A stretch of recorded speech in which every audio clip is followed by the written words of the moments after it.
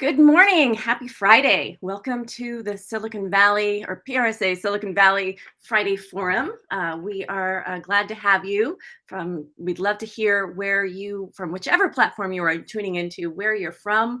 We often say Silicon Valley is a state of mind. So I love to see where our viewers are located geographically.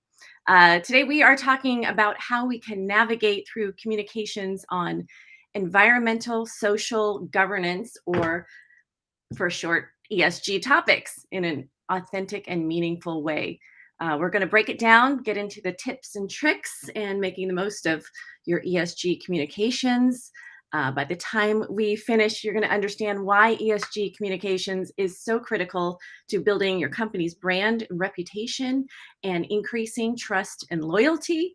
We're going to get into industry insights and examples of how companies are doing this well and maybe not so well. You'll get useful tips and creative ways to integrate ESG into your corporate comms plans and brand strategy effectively. Like I said, tell us where you're joining us from during the show. We'd love to hear your questions or comments, so please add that as well. We have two great guests today, both from Hotwire Global Communications. First off, we have Heather Kraft. She is the co-president North America for Hotwire, and she is responsible for managing client experiences as well as overseeing the people and culture and finance departments in the US. And she has extensive expertise and proven track record for leading communications for both startups and established public companies. We also have Paige Rogers. She is an ESG marketing and communications consultant for Hotwire.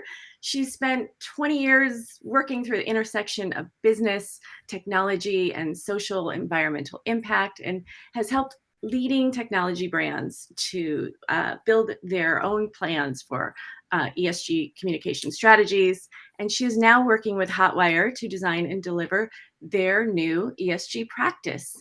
So thank you so much, Heather and Paige, for joining us today. Without further ado, you two take it away. Thanks.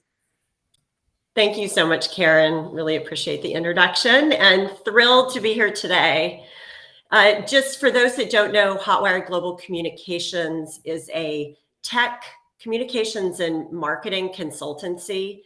We've been doing this work for over 20 years, working with the tech brands that we know and love, many of them based in Silicon Valley.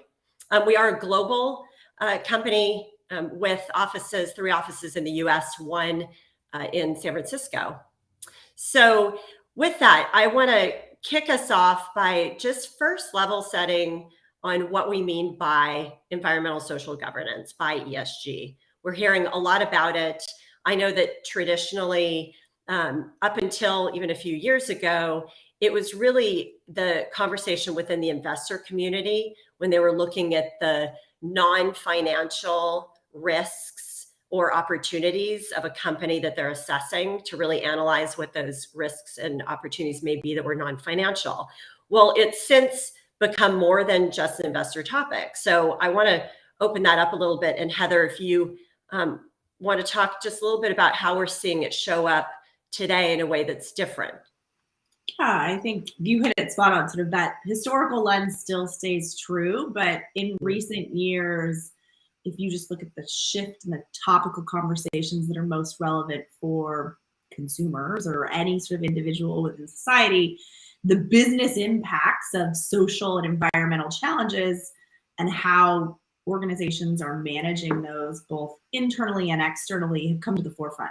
So everything from climate change, social justice issues, absolutely the pandemic, and a whole host of other sort of natural disasters and things that have gone along with that have put brands in a place where we have to recognize our role in helping solve these global challenges, and stakeholders, whether those be your employees, your customers, still your investors, absolutely, but as well as sort of future prospects and the influence that a brand has, are focusing more on ESG as a whole and your role in solving those on a global platform.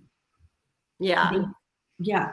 I'd say, I know you and I talk about it quite a bit, is anytime there is a significant news moment, whether it be driven by an incident, something new in the pandemic, some climate data that's out there, there's often a whole conversation that happens internally at these brands around what that means for them, especially when you overlay policy changes tied to climate around that.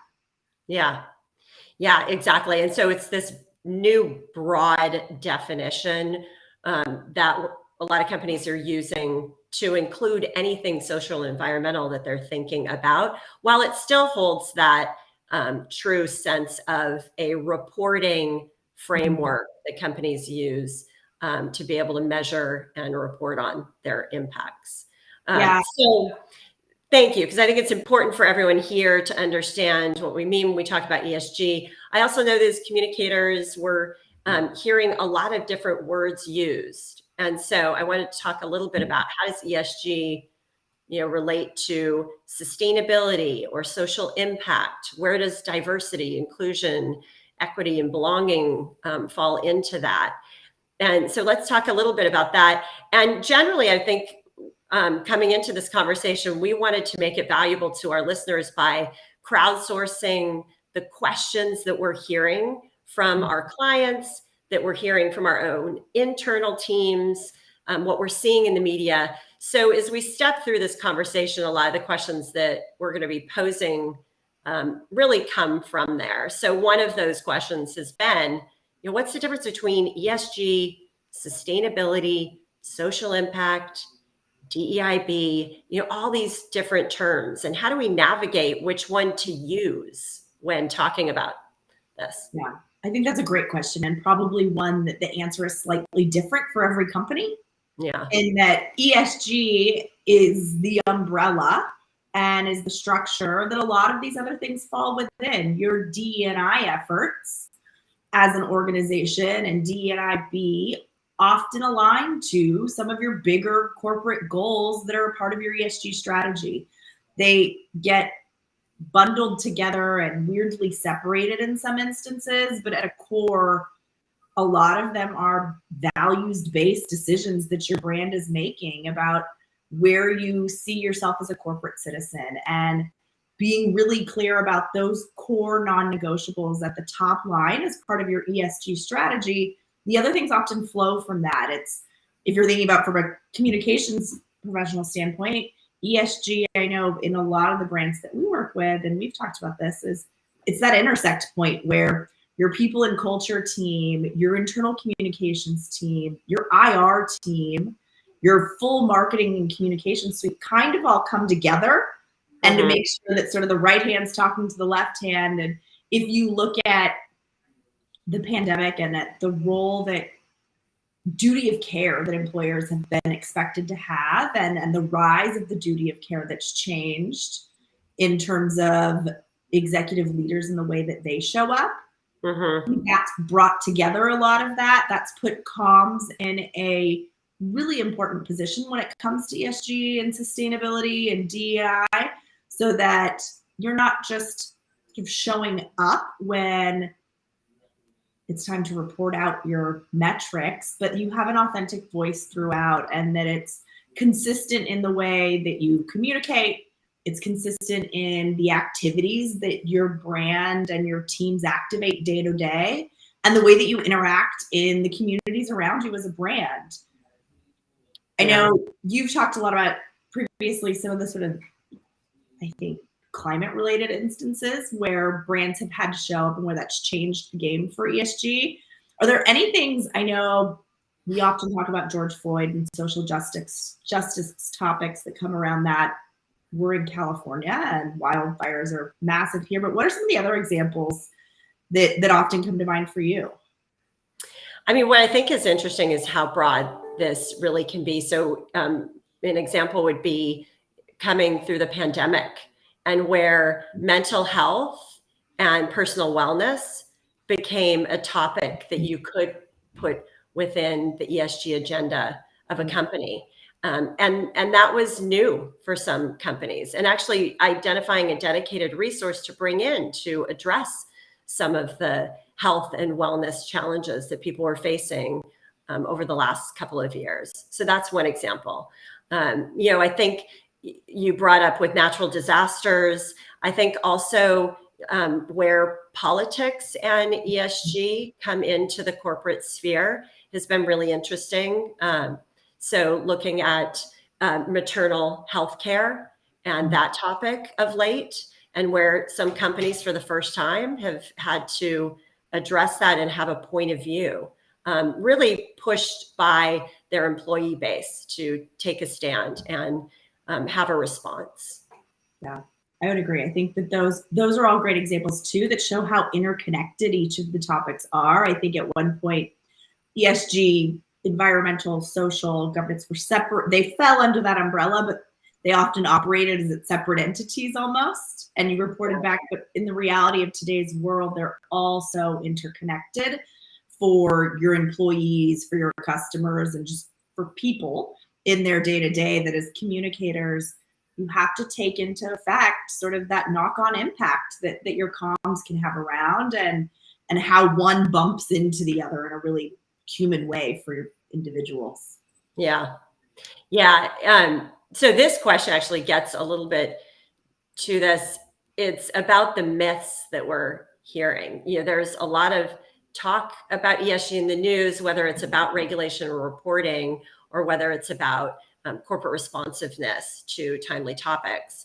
And I think there are a lot of misunderstandings when it comes to specifically how we communicate out and when we communicate out as around ESG. So I wanted to just step into those three myths that we've discussed and bust them, if you will. So one of them is about how ESG storytelling or ESG communications is really only for big public companies. So we can talk a little bit about that. The other one is that, reporting. So a lot of companies, it's still sustainability reporting. Some of them are getting into integrated reporting or impact reporting. But that reporting is only for investors, for the investor audience. So it's okay if it's very dry and boring content because it's just for raters, rankers, and investors. That's the second myth. And then the third one is around that saying something is better than saying nothing is a myth out there. So let's step through these. This idea that ESG storytelling or ESG communications is only for big public companies. Do you want to talk about that? Yeah, I think this one, sort of when you just look at the numbers, there's been multiple studies that have done, and one of the more recent ones from December of 2020, so early pandemic even, nearly 80% of VC and private equity backed companies had ESG initiatives in play, whether they formally call them sort of that ESG umbrella. Ultimately, most brands have big aspirations that are well ahead of where they are today. And so putting those foundational elements around ESG in place early, it might not mean that you tackle everything under the umbrella, but thinking about from a sustainability standpoint, from a DE&I standpoint, and from a reporting standpoint, where you want to end up. What are those foundational pieces that you need to have in place? And in all honesty, sometimes that's much easier to do at a smaller company or at a pre-public organization. And having those in place prior to having the public eye on you is incredibly important. So there is no reason why ESG storytelling should just be for big public companies. If you're a communicator or if you're a brand ambassador within these organizations and you're big in public and that's the first time you're taking that step, you're probably already behind. Yeah. I think it matters to companies of all sizes because they're all recruiting and they're recruiting talent internally. They're prospecting new clients and customers. And it's something that those brands care about as well. Those individuals want to know and want to build emotional connection to the corporations that they're buying from on the B2B side. They've got their own requirements often to be able to partner with someone and to work through procurement. There are ESG standards that you've got to be able to meet.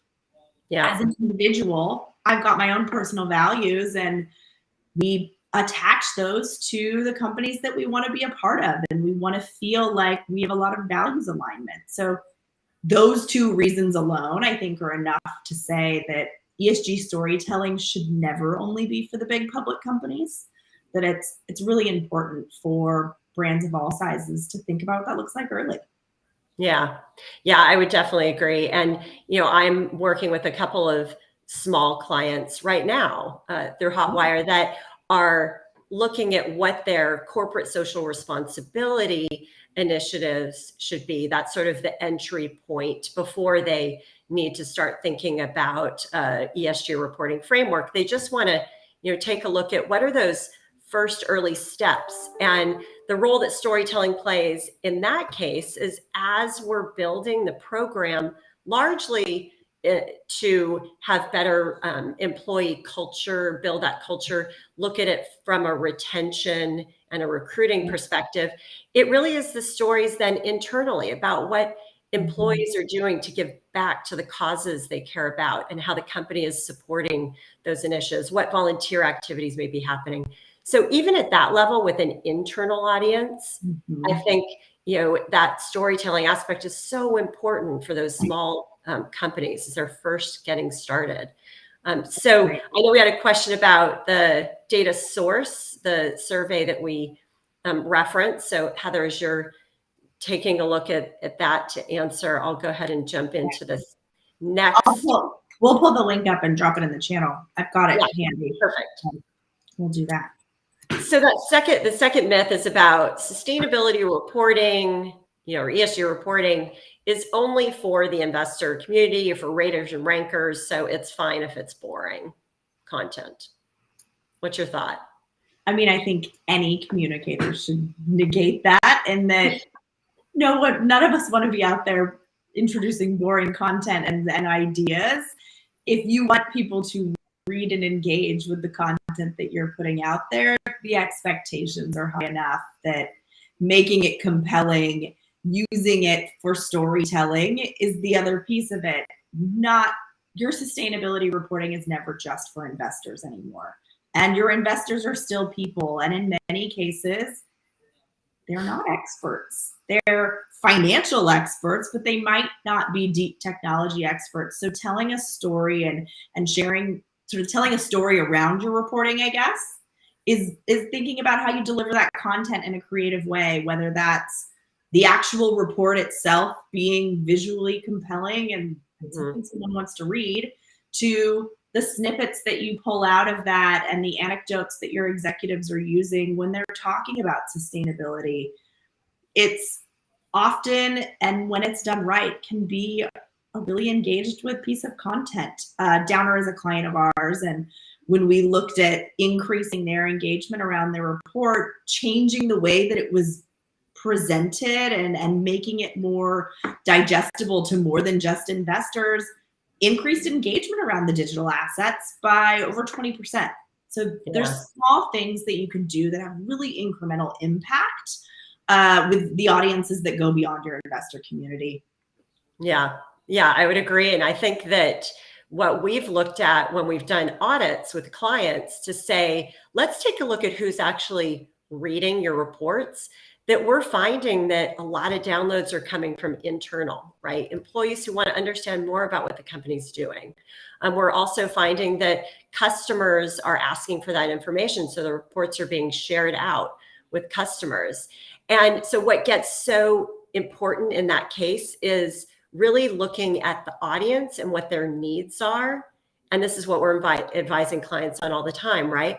Think about that audience. What do they need? What information is going to be most relevant to them? And then how do we deliver that content in the most compelling and engaging way?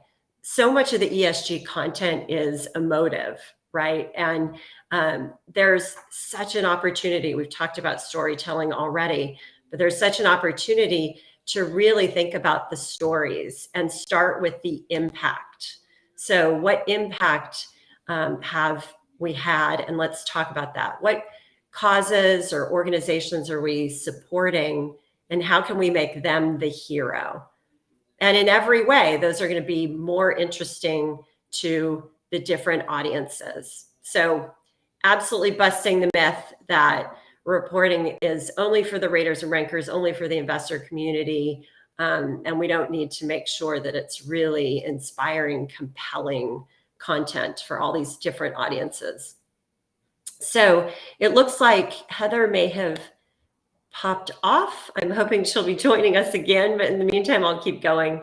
So the third myth that we wanted to bust, and there's Heather, she's back, is that saying something is better than saying nothing. What do you think about that one? Yeah, I think transparency is important, but so is accuracy, so is authenticity, and rushing to get something out the door and doing it without considering all of the impact or having all of the information ultimately can harm your brand. And in today's fast-paced, multi-channel world, making sure that you're saying things that are true. There's also the reality of your say-do ratio. When you think about talking about ESG and what you're putting out there, once you say you're going to do it, your team's going to need to deliver on it. And so making sure that you're not getting ahead of yourself. And there are stages of communicating with your internal stakeholders, sort of testing the waters and being thoughtful about what you put out there in a timely manner without rushing out the gate and having detriment on your brand's reputation or your executive's reputation later on down the line. So the say anything, say something as fast as you can, it just doesn't apply with ESG or ultimately really with any brand communications at this point. Be authentic, be transparent where it makes sense, and show up in a really meaningful way. Yeah. I think that's the sort of holds true to ESG just as much as it does everything else when you think about corporate communications. Yeah. Yeah. And I would say, it's a cautionary tale because we have seen many brands come out too quick or not from a place of authenticity. And it really does affect the trust that's out there. I was reading an article where it talked about how consumers in a recent study are really seeing through the fluff. And consumers are poking holes that specifically with Gen Z, it was almost 80% of those surveyed Gen Zs that are saying that their perception is that brands are all talk and no action. And so I think that really that's such a critical point for us as communicators who want to be able to say something. Start slow, take action first, do the work, and then start to talk about it. It should be the long road, right? And really having your house in order and taking a slow, methodical approach about how you talk about it once there is something to talk about, I think is the strategy that us as communicators really need to police, if anything. I agree. And being really thoughtful and acknowledging when you're talking about this is a topic that we are acknowledging is out there. It's a subject that there's a difference between acknowledgement, engagement, and action. And your communications that come out of those three places is very different. And the expectations that your audience has in each of those scenarios is significant. And being really clear about whether you are acknowledging something, you are looking for engagement and you're looking to engage, and or you're taking action from the onset sort of sets the stage for expectations and keeps you from getting over your own skis too fast. Yeah, it's a good point. So how about the changes that we're seeing? As we're seeing ESG rise to the agenda and as we're seeing more stakeholders making demands on companies to do more, what's changing in today's landscape? And I think a lot of times it's actually changing within tech in particular. That's, what we're seeing. What are some of those changes? Yeah, I think I was on a conversation recently with some folks from Meta, eBay, and HPE. And the thing that reigned true for all of them was, especially in tech, it's the alliances and the partnership, that there is this acknowledgement and very true fact that we can't solve these individually. It's sort of the collective partnership and the power that tech has to tackle and solve problems, to create change, and to set the bar in many cases.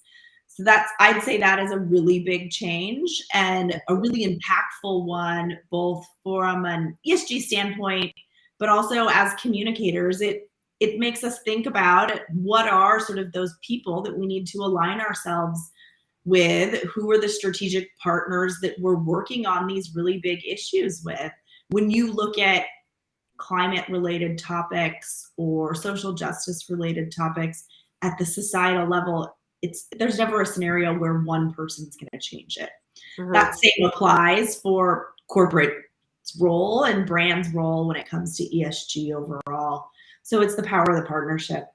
Yeah. Yeah. And I've been really impressed to even see some of our clients working across their competitor landscape, right? Mhm. And competitors coming together to solve big, hairy problems is the only way forward, right? We've got to create industry change. We have to create systemic change. And that's only really going to happen if we're all taking a very collaborative approach. So it's been encouraging to see the number of alliances coming out. I know one of our clients, Dell Fix, the founder there actually really wanted to bring the IT community together and launched an initiative called sustainableIT.org to do that. And that's just another example of crossing lines with competitors, peers, and partners to say, let's come together and address the real problems out there. Yeah. What's another change that you're seeing? I'd say, and this is probably not a super recent change, but really the pandemic in many ways pushed some of this forward, and the rise of climate discussions over the last few years is that think globally but act locally.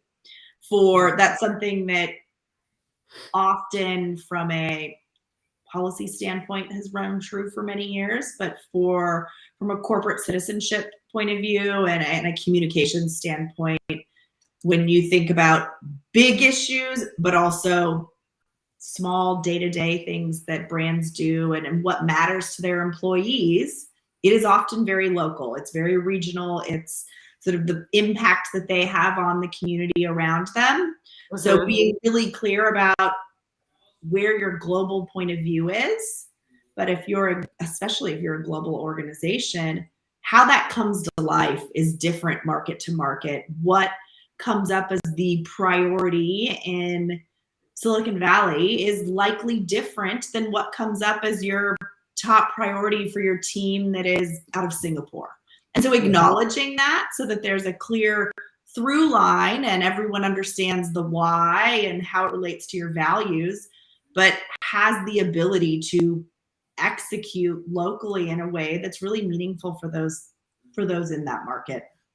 Yeah, it's so true. I see that with one client that has a global agenda around advancing digital inclusion, and then is looking at every market where they operate and how to define what that looks like for that particular community, knowing that digital inclusion is going to look very differently whether you're in sub-Saharan Africa or whether you're in Silicon Valley. Connectivity may not be an issue in every market. It may be in some. For others, it's about education, access to digital literacy. And so I think that rise of companies really having a global strategy, but then dropping into the local needs of the community is so powerful and is definitely the way forward. Is there any other key changes that you're seeing? I'd say we've talked a lot about climate and environmental, and I think historically that has been sort of the big E in ESG. Mm-hmm. The S has grown significantly. I think the pandemic really fueled that and brought it to the forefront of the conversation, and really everything that's come on the heels of that. So all of the expectations and the discussion around DNIB everything related to social justice and equity overall as we retreated to home, and sort of the working world, the boundaries were shifted, and our individual priorities changed, and many folks reset the expectations that they had for the brands that they worked with. While we worked through business issues like supply chain and the Great Resignation or reshuffle, all of those actually work their way back to big social issues. And so that the S is now sort of the big capital letter, bold face S in everyone's ESG strategy, because the other piece of it is it's really a journey. That is not you set a couple of metrics, you change a few sort of ways that you work, and you charge towards reducing your emissions.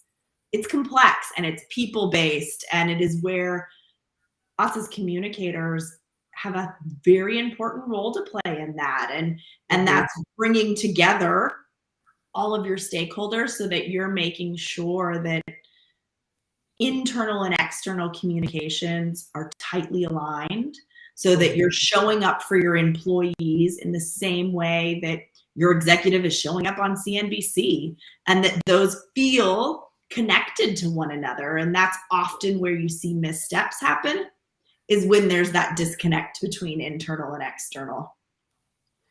Yeah, and I think you brought up such a good point about the rising complexity of all of this. So with ESG becoming more and more essential to any corporate communication strategy, and all of these changes abound, there's complexities and challenges that have come with it. And I think you've brought up a few of them, and I want to just cover off on some of these challenges. The challenge around authenticity, right? The challenge around really doing before saying, and being very methodical. Are there other challenges that you're seeing out there?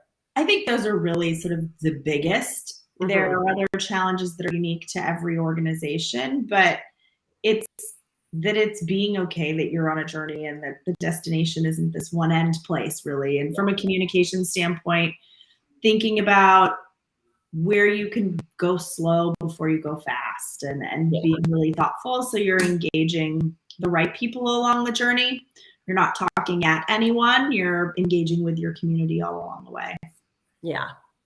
And so on the flip side, to the challenges and maybe where we're seeing things not working as ideally as some companies would want, what are the things that are working?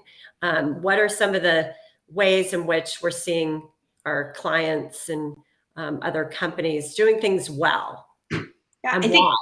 What are they doing? I think your point about creativity is really, we're seeing that's where folks are being a little creative, and creative doesn't have to mean that it's catchy and pithy. We know that creativity shows up in a lot of different ways, and in some instances that's just the delivery of the message. I think that's a really interesting one, and seeing where brands show up in unexpected places but with a really true and clear message is important. Data driven, that's always something that resonates, that works well. It anchors you in fact and gives you a place to come back to, measure from, and go forward. To your point about acting and then delivering any sort of data-driven communications, you're starting from a place of, this is the reality of where we are today. This is where we're going to go.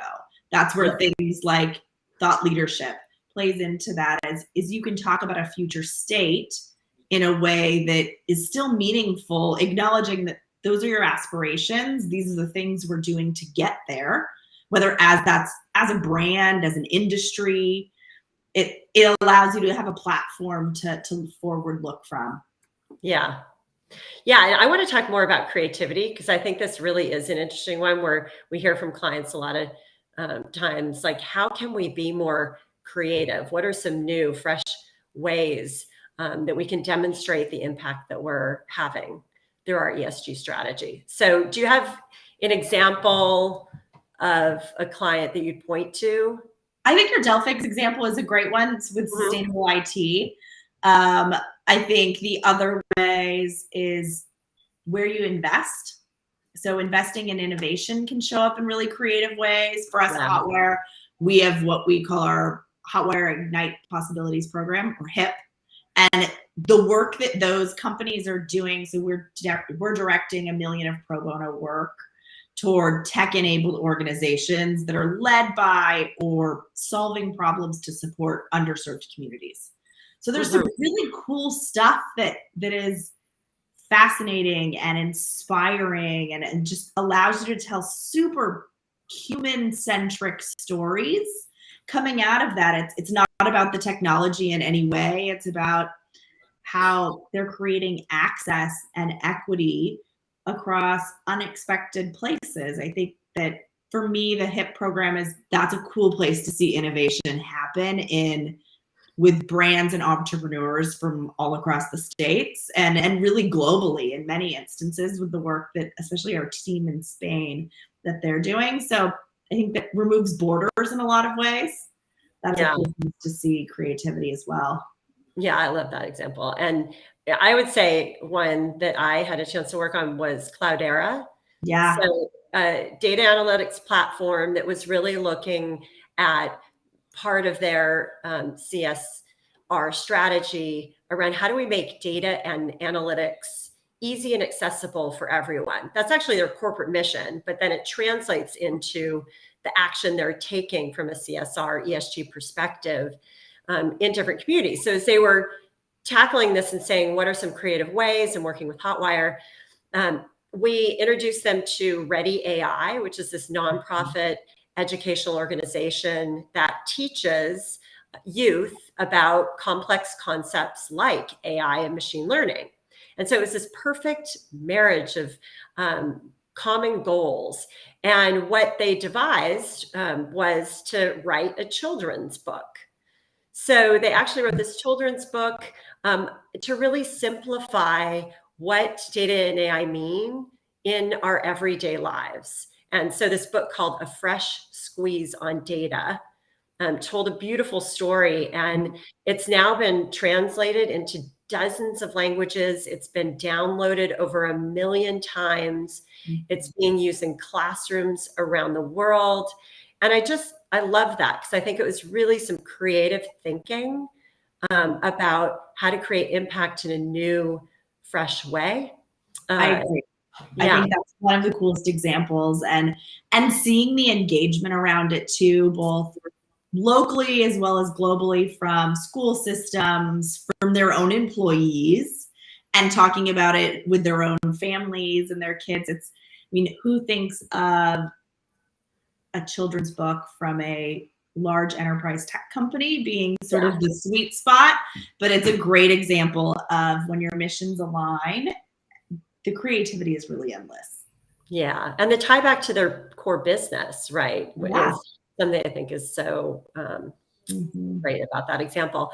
So I'm so grateful for everyone who's hung on so far. I think what we can close out with, knowing that we really want this to be, as useful as possible with some real tangible tips and tricks, is, Heather, if you agree, what about if we close off on just what are the key takeaways? We've talked a lot about many different facets of ESG communications, but if we can just leave the audience with our maybe 3 to 5 favorites, do you want to start us off?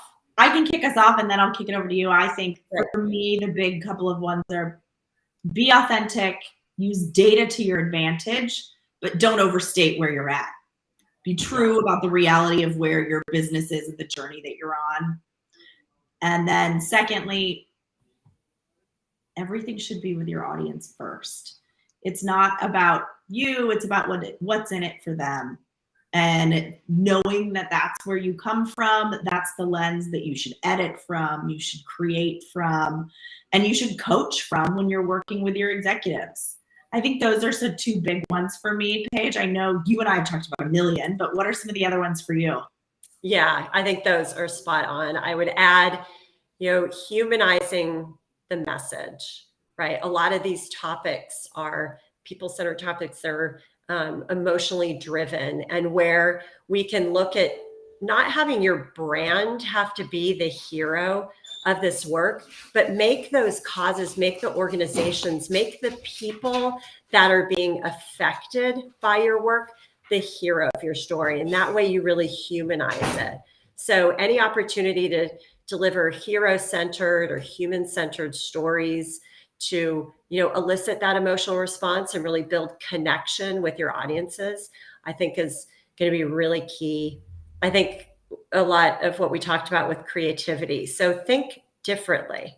Heather talked about, think of the audience first and what's in it for them, and then get creative about how you're going to communicate to that audience in a way that's going to be memorable. So before we officially close off, I would love to just take a look at any questions that have come in. So talking about measurement, it seems you're receiving calls from potential clients. How do you help them understand their impact and the value of the commitments so they continue to adapt the solutions and don't become discouraged? So Judy, thank you. I agree that we haven't talked about one of the most critical parts of any ESG strategy, right, is that measurement. And when it comes to communications, how do we know whether or not we're being successful in what we've set out to do? And so Heather, I know that at Hotwire, we have a whole data and analytics practice, and we build dashboards for our clients to help them understand the measurement and success of their campaigns and communications. Do you want to talk a little bit about how that applies to ESG and ESG communications? Yeah, and I think ultimately it is the same principles that apply. It is discover first, understand where you're starting, making sure that you have a clear point of view on what you're looking to measure and the why behind it, the data sources, and then doing that audit piece first. I know, Paige, we've talked a lot about, and you've worked with quite a few of our clients in establishing those KPIs. Mm-hmm. And that establishment piece is, I think, the most critical, because if you are measuring the wrong things, you're not going to really get very far. I think it's not understanding that these aren't metrics that change overnight, and really setting those expectations from the beginning, and that they're a long journey. I don't know if, Paige, there are any examples of some of the measurement frameworks that you've worked on recently with the team that the impact and the value of them, really, the numbers tell part of the story, but it's the narrative around them are the why for many people. And that's often where we support clients who bring those to the C-suite, the metrics around it and the color and commentary that they bring about the insights that they've gained from those audiences, the way that the message is delivered and received, not just sort of the increase in whatever stat it might be, but the impact for employees and how it intersects with each of the audiences. I don't know if there are other examples that you've got offhand. Yeah, and definitely separating, Judy, measurement when it comes to an ESG strategy and the framework that you're going to use to analyze, measure, and report out against those ESG objectives that you may have set through a materialities assessment. I want to take that and just put that aside, because that's its own measurement framework that the different frameworks out there can help companies do.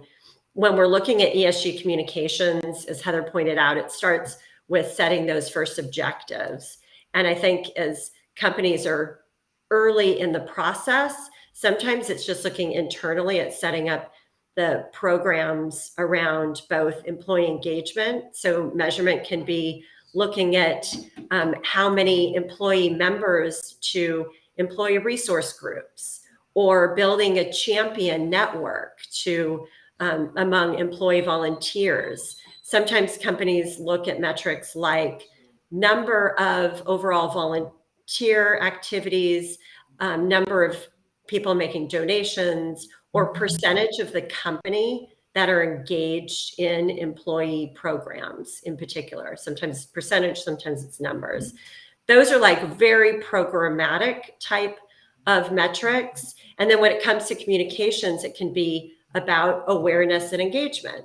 How much awareness are we getting within our employee base so that they know about the volunteer activities or the donation programs, right? And then when it's around brand reputation, once you have that strategy built and you've taken action first, and then you want to start communicating out and have it be core to your brand reputation strategy, it's the same metrics that you're going to use on any brand program.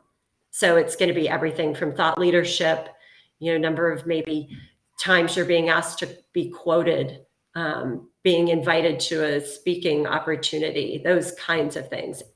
So I don't know if that answered your question. I hope it did. It's complex, but I would use some of the same measurement methodologies that you're using in your communications today, and then just apply that to ESG depending on your goals.